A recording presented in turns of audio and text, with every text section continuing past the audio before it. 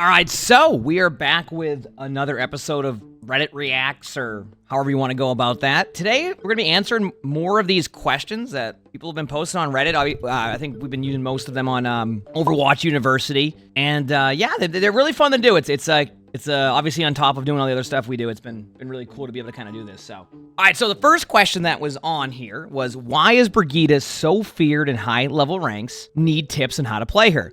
Now, this whole question here just kind of talks about, like, why is Brig so strong? And you hear about how good Brig is in top 500, etc. And they say that they often stay in their back line because they know that while Brig has armor, she can still die easily.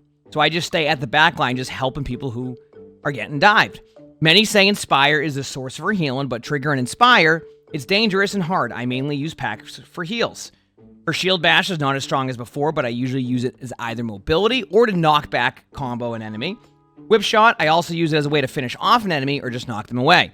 For my ultimate, I just save it until the enemy uses their ults, like if a Genji or Reaper ults. I then ult to try to shut them down. So, one of the reasons why Brig is so strong in high-level ranks and why Brig is really good in general is because your ability to keep another hero alive very, very easily. So, a lot of, like, armor pack management, a lot of, using your... It's funny because you mentioned that, like, if you go too aggressively to proc your Inspire, then you're not going to get anything done.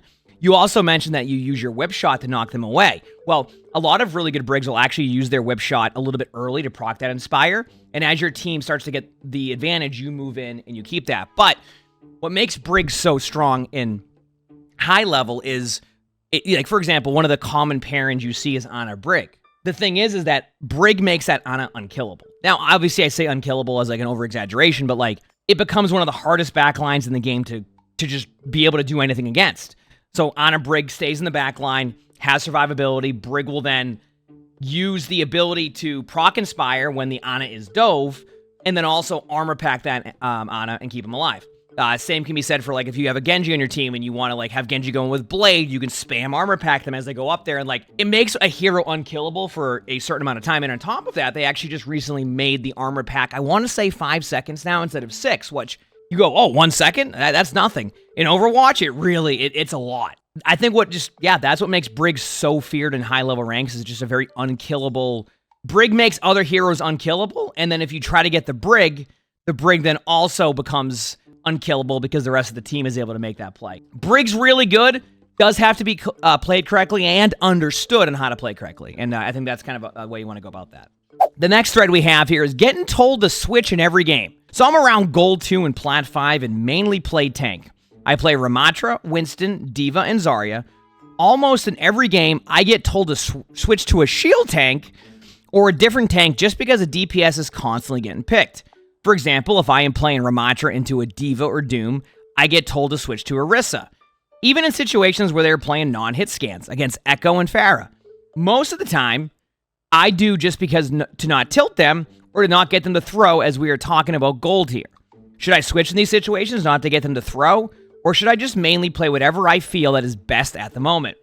It's a good question. So I would say play what you think is best at the moment. And the reason being is because I think now, especially going into Season 9, and this is a Season 9 post, tanking is not played the exact same way. A lot of DPS players, support players love the idea of, like, that playing behind a comfort pick of, like, Reinhardt. And I have very much heard where, like, players are constantly saying, just go Orisa, which is also funny because... we go back to, like, that Orisa swap, and one of the reasons why Orisa constantly gets buffed is because Orisa's win rate is lower. So it's interesting because a lot of players are always asking for their tank to go Orisa, but at the same time, one reason why Orisa has constantly been getting buffed is because Orisa has a low win rate. So players are telling their tanks to switch Orisa, and then at the same time, Orisa's getting buffed because the win rates are so low. So it's one of those things where I would say play what you're comfortable with. Understand if, like, there is a swap needed. But yeah, it's an interesting one. Tank right now is in a very, very unique spot. Tank gets rolled a lot of the time, and sometimes players will see the other tank popping off, but sometimes there's more happening there, right? It's not like that individual 1v1. It's like maybe their Sojourner on the other team is just getting pick after pick or constantly making the other team be one-shot, and then you can't do anything, but then your teammates are going, oh, you need to switch because that's clearly the issue, when in reality, there's so much more happening. And that's kind of like one of the hardest parts in Overwatch, right? Is trying to figure out what is actually happening and what is the exact reason as to what can help your team win. But the problem is that most players are like, oh, it has to be the tank, right? if your teammates are constantly telling you to switch, as a tank, sometimes it's not going to be quite the case. I think playing your comfort pick or playing a hero that makes sense in that situation will be better for you than just being told to go switch to Orisa every single time, and then you go play Orisa, and then they'll probably still try to get you to swap, or you're not playing it correctly, you're not doing this, you're not doing that, you gotta play aggressive, you gotta play passive. Obviously, if you're, you're playing Sigma and you're trying to play Sigma like Reinhardt against a Reinhardt, that's a different story, but that's a whole different type of conversation with that type of stuff, so. What role am I responsible to counter as a tank? When the enemy team pulls out a Bastion, I switch to Sigma, but then their tank just pulls out Zarya. Who am I responsible to counter as tank? If my teammates don't switch to Genji or Ana, etc. to counter Bastion, do I stay Sigma, or do I switch to someone who has better defense against Zarya, even if Bastion might rip through them? I main Sigma and Orisa, but also play Diva, Ramattra, and Zarya well. So the answer to that is yes. I have this discussion with chat sometimes because, like, occasionally somebody will be like, oh, just, they have an Orisa, go Zarya. And I'm like, well, it's not as clear cut as that, right? Because I think this question is perfect here. If they have an Orisa and you tell me, oh, you have to go Zarya right now, and I'm like, no, they have a Bastion, yeah, but they have an Orisa.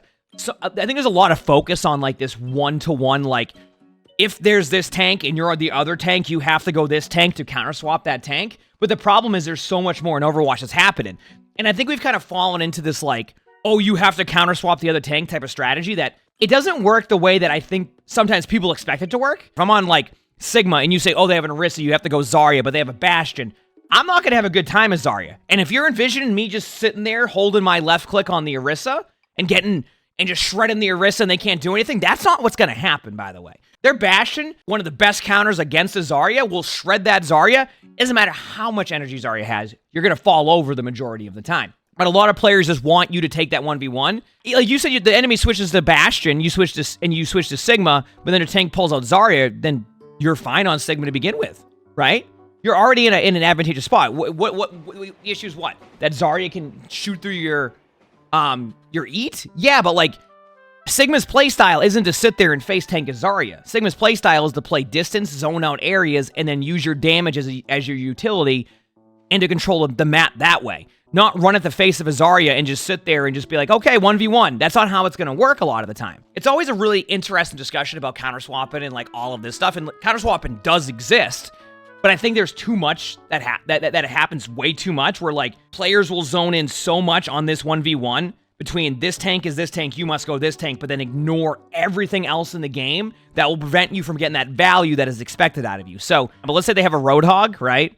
And they have a Sojourn who's dominating you, but the Hog is more just running around the map healing, doing nothing. Do you sit there and let the Sojourn dominate, or do you go a hero like, let's say, Winston, and just dive their back line? If their Hog is playing on the other side of the map and you recognize this and they have no way to help you, you can now go trade and like basically give more value to your team by just preventing that Sojourn who's dominating from making that play. And we even saw that in matches where like sometimes we had to make hero swaps in like OWCS top 500 games and just completely ignore what the other tank is playing and saying, hey, this is the problem, this is the issue, we're going to go take care of this part, and then we'll see what happens next. But that's Overwatch in general, right? It's kind of that back and forth of like strategy. The answer to this is yes, because there's no direct answer I can really give you that will give you like the exact ABCs of how to do this. It's don't hard focus so much on trying to counter what the other tank is doing if there's issues elsewhere happening. Next we have, what is the most appropriate thing to do when facing a Diva using DM or Sigma grasping? What is the best way to handle a situation when a Diva or Sigma, or maybe Orisa as well, is using either of their respective abilities to eat bullets? Assuming I'm not using a beam, and also assuming they have their teammates to support. Do I just not shoot and wait for it to end, or try to focus for a different enemy? It's quite a small question, but I always find myself in this situation, and I don't know the right way to handle it, especially Diva, since it doesn't grant overhealth like Sigma. Please give tips for all roles. I flex between them, but mainly DPS and tank. Thank you. This is gonna be an interesting question, because I do see the first one saying there's no benefit to shooting any eat abilities. You're much better off taking that time to reload and continue shooting when they're done. We're gonna talk about two things. One, I agree against Sigma. If I'm playing Sigma and you shoot into my eat, unless there's like an all-in strategy, especially with like, let me give you an example. Your teammates have positioning behind the Sigma, okay? and you are shooting into the eat. You're shooting into the eat to make it so the Sigma has to focus on you, and while they get overshield, the teammate behind can pretty much outdamage all of that and eventually get the elim, right? You see what I'm saying? Because you want to pull the pressure away and the eat away from your teammate who has a good position on the Sigma. But for the most part, no, you don't want to shoot in the Sigma eat, because if I'm playing Sigma and you decide to shoot all of your shots into my eat and you give me a bunch of overshield, I'm going, thank you very much for that. I appreciate it. Now, the next question, you said there's no benefit to shooting any eat abilities.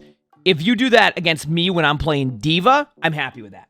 And the reason being is because Diva's all about defense matrix management. So if you're constantly just saying, I'm going to reload and not shoot when you use your DM, I'm going to constantly make it feel like you're going to constantly think that I have 7 billion DM.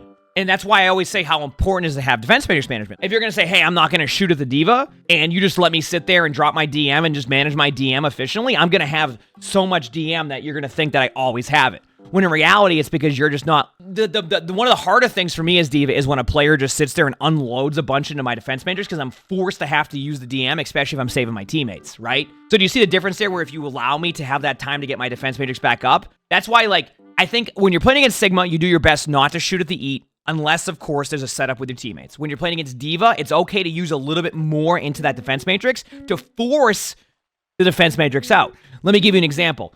I know Soldier 76 has ult, but you're playing Sojourn, and you're just sitting there spamming me as Diva, and I'm forced to have to DM because otherwise you'll kill my teammate. Well, now I have no DM because you're just sitting there shooting into my DM. But now the Soldier that I have to worry about now has a free ultimate. For the most part, I have a couple second window there. And now that Soldier gets more value. But if you decide only to shoot a little bit into me and stop shooting, and I don't have to worry about peeling for my teammates because every time you stop shooting, I can now get the Soldier easily. Per usual in Overwatch, it's not as cookie cutter or ABC as you would like it to be when it comes to that type of stuff. But I think a good, easy way to go about it, if you have just a chart, Sigma, try your best not to shoot into the eat unless there's a play happening with your teammates. Diva, you can shoot into the eat a little bit more because you're going to get that defense matrix out by doing that. Otherwise, Divas will just constantly have that rotation. How do you play dive tanks against a decent Doom? I'm a high plat, low diamond tank main that plays mostly Winston and Diva nowadays. I find that switching between the two has served me well at winning the majority of my games. Except when it comes to Doom. And keep in mind, if you remember my Diva guide, I mentioned that Doom is one of the worst matchups for Diva. Mainly just because it's hard to kind of get around the cooldowns, right? Doom has a really good rotation. I still don't know how to approach playing against him. It seems that the more I climb, the more Doom players look like zebras. When I try to peel for my backline, Doom cycles his cooldowns, gets out scot-free, and the enemy DPS can have their way with us. When I focus their backline, I keep both supports busy for 10 seconds, and all I see at the top right is that somehow the Doom killed everyone else with no healing. It's just frustrating. I feel like I've slowly come to a level where playing Winston into Diva, Hog, and even Mauga is viable most of the time, but Doom feels like I can't change the tide no matter what I do. It just depends on if my DPS will be the better than the enemies. Well, first of all, that's not fully tanking right now, but that can go for any tank against, if the DPS are dominating right now, because Season 9 is the season of DPS, that can happen. And that if you're feeling like you're playing games as tank right now, and if the other DPS are just dominating and you feel like there's not a lot you can do in those situations, there are just things you can do, but this is certainly the season of DPS. Yeah, dive tanks against a decent Doom can be tough, especially in ranked. It's a little bit different in matches where you can kind of isolate the Doom, kind of time your cooldowns. But the thing about Doom has this rotation, right? You go in, you either can slam out or you can punch out, but you block, you get this rotation. And the one thing that makes it so difficult for dive tanks against Doom is that you can't really prevent most of that damage, right? If I'm Diva and I'm like, hey, I'm going to go and prevent this Doom from, doing a bunch of damage to my team. Well, if that Doom has a charge punch or a punch in general, what can you do? Absolutely nothing. You can DM the shots afterwards, but a lot of the time that charge punch or that really good rotation by Doom, there's so much damage you can't prevent that you can't even catch up. So your only other option is basically go dive their backline or try to, bait out the cooldowns. There's different strategies, different philosophies on how to do that, but a lot of the time players will commit to the idea of, okay, I'm just going to shoot the Doom, but the Doom just sits there, gets one heal, gets out with slam, and then now has a charge punch. And then the next engage you can't do anything about, and it literally comes down to if the Doom misses their punch or doesn't. When you play against a decent Doom, the best thing you can probably do is prevent the rest of their team from doing it right. So you said you keep both their supports busy for 10 seconds, and you see the top right, the Doom killed someone. Sometimes that's how it goes. The Doom just trades. It requires other things happen. And now, obviously, a hero I could suggest against this is Sigma. I find that when I go up against Doom as Sigma, at the very least, I can trade out like their cooldowns for my rock. So like a lot of really good Dooms will look at me, I'll throw the rock at them, and they'll jump. They'll slam away, they'll get out, but that's the whole point, is I'm kind of interrupting their cooldown flow, like the way that they want to play, right? And that's kind of what the best thing you can do is kind of interrupt what a Doom wants to do. A lot of Dooms have like this rotation they always want to do. When you interrupt that rotation, that's where you have your time in to make Doom lose value. You can do it. You just gotta figure out their rotation and how to interrupt their rotation they want to do. How do you play Diva without playing like a Rein or just a brawl tank? I feel this is often what I struggle with in matches. Oftentimes in a match, I will play Diva like a brawl tank, or so I hear. Oftentimes, especially when I get VOD reviewed in the past. Pressure is an incredibly underrated aspect of FPS games. Just shooting at the backline, even though it's not enough to kill, is still enough to put pressure on the backline and make them move out of their comfort zone. This is a quote that they put. I'm still not 100% sure what this means. If Diva dives backline and fails, and let's say Rein, the DPS, go through your team because our team doesn't have a tank, then what now? I don't know if Diva can dive someone and get value. Supports are unlikely to be like this. This Diva is probably not enough of a threat. And high ground, this is another reason I feel to struggle to play like Diva, how good players do instead of just go down main and try to be a wannabe Rein. I feel like I suck at taking advantage of high ground and just get shot down without accomplishing anything in return. How does one learn when one should take high ground or how to best utilize it? This is a good question when it comes to Diva, because I actually love the matchup against Rein as Diva, but let me explain why. Let me give you an example. You're playing King's Row. King's Row's playing at statue. Do you face the Reinhardt? And the statue, just to give you an idea, is the first statue on first point, right when you come out of spawn. Do you sit at the statue and just face tank the Rein, or do you go on top of that statue and play an angle? Now you have the ability to hide, get around damage, but also be out of the Rein's reach, or force the Rein to have to jump up into the air to hammer you. Do you see that kind of how you would play against a Rein? So you're not playing directly in front of them, but you can still get that value without being that brawl tank or that dive tank that you think you have to be, where you say, oh, just dive the backline. I'm going to be honest with you. If you're playing Diva and you're constantly just diving the backline, that's a good way to be baby Diva all the time. Now, when I play against a Rein, it's all about just breaking their shield, playing those angles and those small high grounds, or even like an angle where Rein can't do anything, breaking their shield, and now you've gotten that value on Diva, right? Eat the defense matrix. Eat the fire strikes with DM. But that's how you would play Diva against a hero like Rein, and not just sitting on that low ground. A lot of when you play Diva, it's about finding positioning where the tank loses a little bit of that value, and then you use those high grounds as cover, as outlets for your teammates, a way to set up your Kiriko, a way to control the map. You're only controlling the map. You don't have to sit on the high ground and be like, this is my high ground, good luck taking it. Because if you're not getting any value, it's not going to matter. High ground's about getting your team set up, or getting yourself in an advantageous spot to deny that area. It doesn't mean you're going to go up there and do 8,000 damage or be able to dive their backline easier. You're just making it so they can't do anything against your team. Not the way that you just said. You don't want to go and face tank them, but you can still get full value, even like a smaller high ground. As someone who has never played Overwatch 1, how was it different? So after about 50 hours on Overwatch 2, some Twitter things started popping up on my feed about how tanks need to be fixed and we need to go back to 6v6. Personally, I did think it was odd that every other role had 2 per, and tank was the only one, but I know that thoughts that some tanks are harder to kill generally. Haven't played tank and DPS during this time, I can't really think how it would be so much different at 6v6. Is it a genuine thing that tanks are now bad, or is it just people complaining because change? See, I've always been in the mindset that I've enjoyed both. 6v6 was a little bit different, playstyle pace. It was a lot of just rotation. So if you were playing, let's say, DPS, you had a rotation. You had to get through both tanks. You had to get through both cooldowns. You had to get through both shields. You had 3 seconds to do something, rinse and repeat. It was a very, and I think someone here said it was a slower, fights lasted longer, which is exactly what was happening. The fights lasted longer. It took a lot of time to get that value. You kind of just chilled there, and you just couldn't get anything done a lot of the time, right? It was a much slower pace to the game. Overwatch 2, they wanted to make it so players had a little bit more opportunity to make plays, and I think they did and actually a pretty good job of making that happen, where all roles feel like they can go and do more, and it plays faster. It's a huge adjustment, and that's why, but it really depends on a lot of things. For example, people are like, oh, I miss when you and Flats would play Ryan Zarya, but to be completely clear, we couldn't play Ryan Zarya for 2 years. We would have to get the other team to agree to play Ryan Zarya, and then they would have to switch off because their teammates would get mad because they were not on Orisa Sigma or Sigma Roadhog. So The play style to me was a little bit different, and yeah, they could have made a little bit more changes across the board, but there was a lot of issues they had with like the double tank thing. So tanking is just a lot different now. Tank has a little bit more of that off-tank play style than that main tank play style. Like Reinhardt was considered the main tank in Overwatch 1. Zarya was considered an off-tank. A lot of they've kind of shifted to like making tanks play more like that Zarya. Some tanks are still a little bit behind in that aspect. Reinhardt is one of them. That's why I still think they need to find ways to make Rein more an Overwatch 2 tank than an Overwatch 1 tank. Yeah, I would say that it's definitely a bit different with how it plays. I think there's just more playmaking ability now in Overwatch. Individual playmaking. I think you could get really cool playmaking in 6v6, right? But it required a lot of teamwork.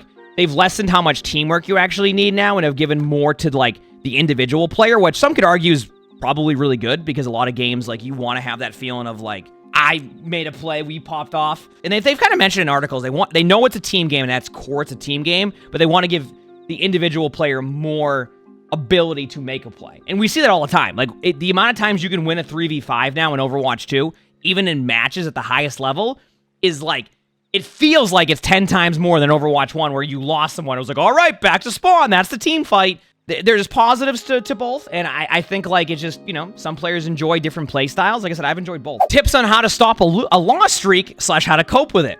For context, I mained Moira and came back to the game 2 weeks ago. I did my placement games, ended up Silver 2, then did a couple more games, lost some and won some, climbed up to Gold 4, one win away from Gold 3.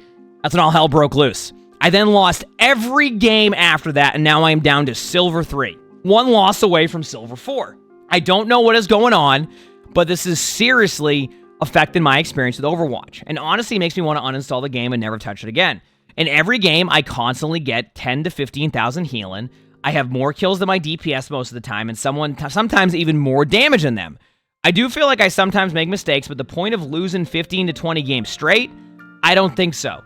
So what am I doing wrong? Any advice would be appreciated. First of all, you're going to get a lot of the limbs on Moira a lot of the time, just because, like, think about this. You throw a Moira orb in, it does 5 damage, your teammates get in the limb right after, you now have a limb, right? So I think I would look away from that aspect of it. Same thing with, like, even how much constant healing you're getting, more damage. Moira is one of those heroes that don't be surprised, and this even happens in top 500, to see your Moira have 10 to 15,000 healing, 10,000 damage, 8 more limbs than the highest performing DPS, but those numbers don't quite showcase what can be actually happening. It's really hard for me to answer the what are you doing wrong aspect of this, because there's no context here. You ended up in a higher rank, you won a bunch of games, you got a little bit of that burst at the beginning of the season, and then you lost a bunch of games in a row. So 2 things could be happening. 1, you're in silver, and you just had that loss streak back down to silver because the games got more difficult. Or 2, like, sometimes you just go on a loss streak. Like, I'll have days on stream where I'll go 5-20. I've had days where people log on, I'm like 1-8, and they're like, what's going on? I'm like, just one game at a time. And that's how I always take it, is just one game at a time. If you constantly let the previous game go into your next game, and I've seen that, it can make it even a bit more difficult. For example, like, one game you could be getting destroyed by their Sojourn, the next game you play safe against their Sojourn, but their Sojourn's missing 85% of their shots, right? So that's why I always try to take each game differently. Like, I go from this game to the next game, and I try to just, like, reset and recognize that the next game I'm playing could be way different than the previous game, but I don't want to bring that previous game into my next game. So I would say, though, don't focus so hard on the stats. Focus on, like, your play style. How often are you finding yourself not getting that full value? Are you heal botting too much? Are you not using your damage orbs well enough? Are you not getting that full value? What are you doing? And that's where you start. It's so hard to see without how you actually play, because, like, I've obviously do a spectating series where we've seen a ton of different play styles, and, like, sometimes the description won't match up with what's actually happening when we watch it. So I would say for you, the best thing you can do is just try to reset after every game. Recognize that sometimes loss streaks will happen, and so will win streaks. Easier said than done. I'm not saying it's gonna be perfect, but sometimes it's just trying to, like, go in with that mindset. And then the last question we have: is it possible to learn every hero at an average skill level? No. Yes. No. No and yes. I'll read this. I'm gold, silver, and I play quite a lot. However, I am still a noob to the game. It's been less than a year, so you might be able to imagine my skill level. I prefer playing Overwatch when I'm randomly selecting heroes on random Overwatch picker. And I feel like sometimes I throw matches when I get a character I really neglect. Like Genji, I went 5-10, I felt so bad, I don't know his purpose. And I do want to learn him, but I don't want to queue 20 games as him so I can get good with him. I'll get bored or something. I have my mains, but since learning more about the game, I prefer to branch out and explore. There's so much to learn. But because of that, I wonder if I'm stunting my growth in the game since I'm constantly switching it up. It's constant win-loss, win-loss. Welcome to Overwatch. When I do this, you can play your main and that will happen. I don't know if I'm always to blame, but I'm definitely making a ton of mistakes. I don't care about losing, but I'd like to see some consistency with my ranking because then I know I'm really getting better.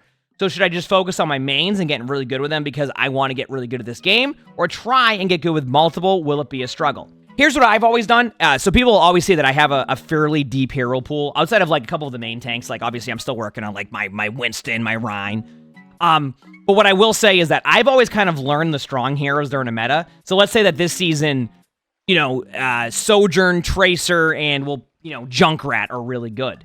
Well, there you go. You have 3 heroes you can rotate through, and now you learn them. Well, guess what? Mid-season patch changes up those heroes. Junkrat and Sojourn are no longer viable, and now it's Genji and Cassidy. Well, now you have an opportunity to learn these really strong heroes, and that's kind of what I've done as a tank, is a lot of like how I've gotten so good at tanks, like having the hero pool that I have, is because I just kind of play the tanks as they're good, so I don't feel as like, oh, I'm trying to learn this hero, that's going to struggle a bit.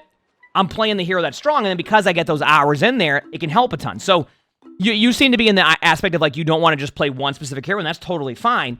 Look at what the strong heroes are for that season, and they generally shift up 1 month into the season, and now you can kind of learn those stronger heroes as you go, and as those heroes get nerfed, you'll now know how to play those heroes as they get better, and then you kind of rinse and repeat that. Granted, is that enough? Is there enough heroes there that you can learn? Is there only 2 heroes, etc.? But yeah, you can try mystery heroes. You can try that type of strategy.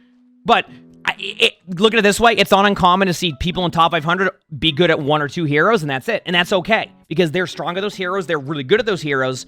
Like, for example, if a player barely plays Hog and plays Hog right now on tank, they might struggle, because Hog can get that value, but is it that consistent value? You play against a Hog who has a ton of hours on Hog in top 500, even though you know how to counter them, guess what? They still can pop off, where, like, it's one of those situations where there's trade-offs to both of those, but you can kind of get good at heroes, especially if you're playing the heroes that are kind of meta during that season, or the strong heroes. They have to be meta, right? Like, right now, Cassidy isn't meta, per se, but, like, you'll still see Cassidy played in matches. I mean, I guess you could say Cassidy's become more meta, but the point I'm making is you don't see Cassidy as much as the Sojourn Tracer, but you can still play Cassidy and get that value. Do you see what I'm saying? But if you take your time with those heroes, 3 or 4 a season, next thing you know, your hero pool's a lot deeper, and then you don't feel bad as these rotations happen. These are good questions. This is fun.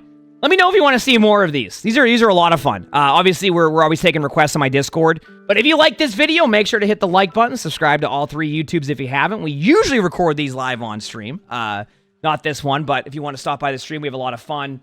You can see all the links below. You'll usually see the Twitch chat below the webcam. It's a lot of fun. So stop by if you haven't.